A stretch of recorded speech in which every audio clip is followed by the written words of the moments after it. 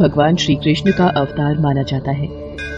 देश के करोड़ों लोग खाटू श्याम जी की पूजा करते हैं। खाटू श्याम जी मंदिर में हर वक्त भक्तों का तांता लगा रहता है और विशेष रूप से होली से कुछ दिन पहले सीकर जिले में खाटू श्याम जी का विशाल मेला आयोजित होता है, जिसमें राजस्थान सहित अन्य प्रदेशों के श्रद्धालु भी बाबा के दर्शन करने आते हैं। खाटू श्याम जी की कहानी महाभारत काल से शुरू होती है, जिस वक्त उनका नाम बर्बरीक था। बर्बरीक भीम का पौत्र और घटोत्कच का पुत्र था। बर्बरीक बचपन से ही बहुत वीर योद्धा था। बर्बरीक ने अपनी माँ से युद्ध कला सीखी थी। बर्बरीक देवी शक्ति का बहुत बड़ा भक्त था। एक बार बर्बरीक ने देवी शक्ति की कठोर तपस्या की। बर्बरीक की कठिन तपस्या को देखकर देवी शक्ति वहाँ प्रकट हुई। आंखें खोलो पुत्र। प्रणाम माते। तुम्हारा कल्याण हो पुत्र। मैं तुम्हारी तपस्या से अति प्रसन्न हूँ। बोलो क्या वरदान चाहिए। माते, आपने मुझे दर्शन देकर कृतार्थ कर दिया। अब तो बस एक ही अभिलाषा है कि आपका आशीर्वाद सदैव मुझ पर बना रहे और मैं अपना संपूर्ण जीवन दीन दुखियों की सहायता में व्यतीत कर सकूं। तथास्तु, तुम सदा दुर्बलों का सहारा बनोगे। मैं तुम्हें ऐसी शक्ति प्रदान करूंगी जो तीनों लोकों में किसी के पास भी नहीं है। पर ज्ञात रहे पुत्र, तुम्हें इन शक्तियों का दुरुपयोग नहीं करना।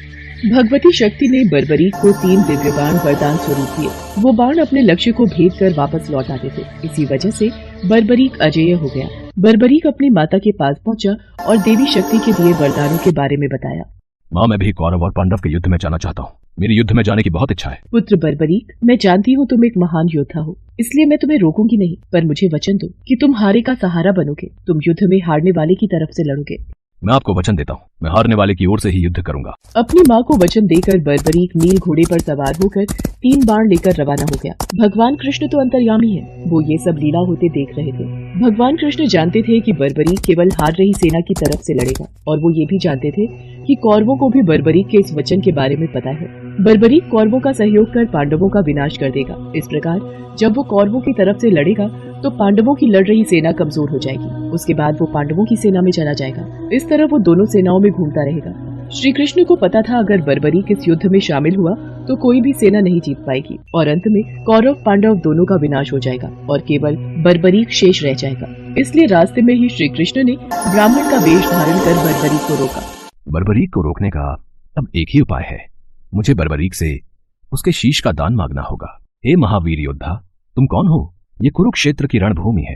तुम कौरवों और पांडवों के युद्ध में क्या कर रहे हो? हे ब्राह्मण देव, मैं घटोत्कच का पुत्र बर्बरीक हूँ। मेरा प्रणाम स्वीकार कीजिए। मैं महाभारत के युद्ध में सम्मिलित होने आया हूँ। ऐसा कैसे हो सकता है? तुम मात्र 3 बाण से युद्ध में सम्मिलित होने जा रहे हो?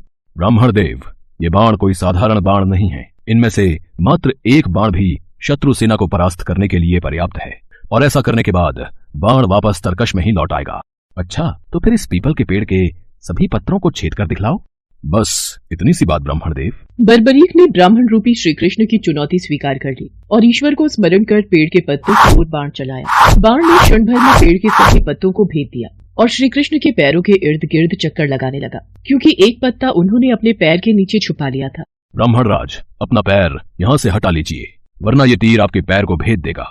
ये तीर बिना लक्ष्य पूरा किए वापस तरकश में नहीं लौटते। बर्बरीक के तीर अचूक हैं, लेकिन अपने निशाने के बारे में खुद बर्बरीक को भी पता नहीं रहता है। असली रणभूमि में अगर मैं सभी पांडव भाइयों को अलग अलग कहीं छिपा भी दूंगा ताकि वो बर्बरीक का शिकार होने से बच जाएं, तब भी बर्बरीक के तीरों से कोई नहीं बच पाएगा। इन अचूक तीरों से कोई नहीं बच सकता है। हे वीर योद्धा, मैं तुम्हारे साहस की सराहना करता हूँ। मैं तुमसे दान स्वरूप कुछ मांगना चाहता हूँ। ब्राह्मण महाराज, यदि मेरे वश में होगा तो मैं आपकी इच्छा स्वरूप दान की अभिलाषा जरूर पूर्ण करूंगा। मैं वचन देता हूँ, आप मुझसे दान में जो भी मांगेंगे मैं आपको मना नहीं करूंगा। मुझे तुम्हारा शीश दान चाहिए। क्या तुम ऐसा कर सकते हो? आप कौन हैं?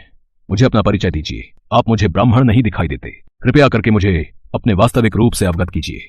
बर्बरीक की प्रार्थना करने पर भगवान कृष्ण अपने रूप में आ जाते हैं। बर्बरीक उन्हें प्रणाम करता है। वासुदेव कृष्ण, आप स्वयं मेरे शीश दान की अभिलाषा हेतु आए हैं।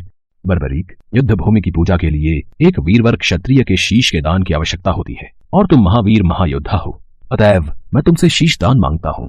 हे वासुदेव कृष्ण, मैं आपको शीश दान अवश्य दूंगा, पर मेरी 2 इच्छाएं हैं। पहली ये कि मेरी देह को आप स्वयं अग्नि देंगे, और दूसरी इच्छा ये कि मैं अंत तक इस युद्ध को देखना चाहता हूँ। ऐसा ही होगा वीर शीशदानी बर्बरीक। कलयुग में लोग तुम्हें हारे का सहारा बोलेंगे, तुम्हें श्याम नाम से पुकारेंगे। मेरे नाम से ही तुम्हारी कलयुग में पूजा की जाएगी। कलयुग में खाटू श्याम नाम से तुम्हारी पूजा होगी। फाल्गुन माह की द्वादशी को बर्बरीक ने अपने शीश का दान दिया।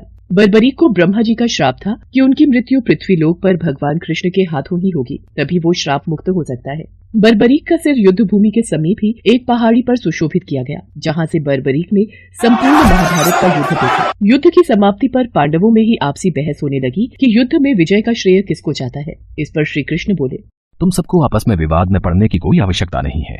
बर्बरीक का शीश संपूर्ण युद्ध का साक्षी है, अतएव उससे बेहतर निर्णायक भला कौन हो सकता है। ठीक है वासुदेव, फिर हम इस निर्णय को जानने के लिए बर्बरीक के पास ही चलते हैं। पौत्र बर्बरीक, तुमने तो युद्ध को बहुत ध्यान से देखा है, क्या तुम बता सकते हो हम सब वीरों में से इस युद्ध को जीतने का श्रेय किसे जाता है? श्री कृष्ण ने ही युद्ध में विजय प्राप्त कराने में सबसे महान कार्य किया है। उनकी शिक्षा, उनकी उपस्थिति, उनकी युद्ध नीति ही निर्णायक थी। मुझे तो युद्ध भूमि में सिर्फ वासुदेव कृष्ण का सुदर्शन चक्र घूमता हुआ दिखाई दे रहा था, जो कि शत्रु सेना को काट रहा था। इस धर्म युद्ध को जीतने का संपूर्ण श्रेय भगवान श्री कृष्ण को ही जाता है। वीर बर्बरीक, तुम धन्य हो, तुमने बिल्कुल सही निष्कर्ष दिया।